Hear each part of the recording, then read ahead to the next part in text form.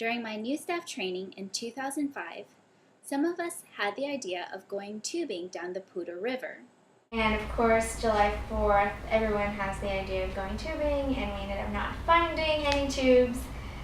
And I talked to my buddy John, and we're looking at this one object in the pool section. It was called Party Island.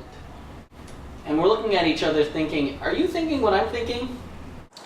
And Party Island, get this, actually had, it seated 6 people comfortably and had cup holders. It wasn't actually built for going down a river. Our first stop was the gas station, where we had to inflate this huge pool floaty. Actually, it took $5 in quarters to fill it up.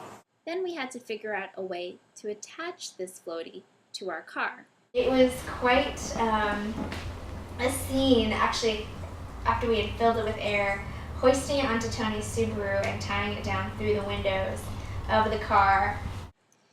Thankfully, there were no cops that stopped us on the way to the river.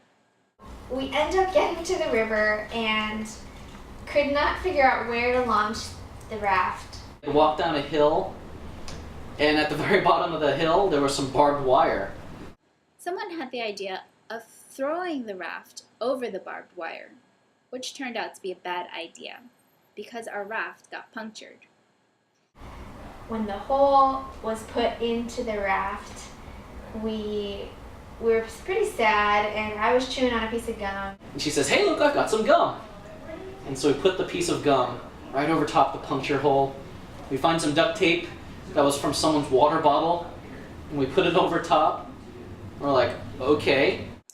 We finally found a proper entrance to the river, and the 7 of us, epic new staff, boarded Party Island. With nothing but a box of Triscuits and a pair of flip-flops for paddles.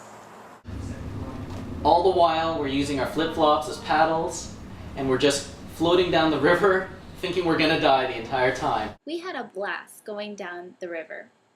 By the end of our trip, our raft was almost entirely full of water. I'm glad I survived to tell this story. Us too.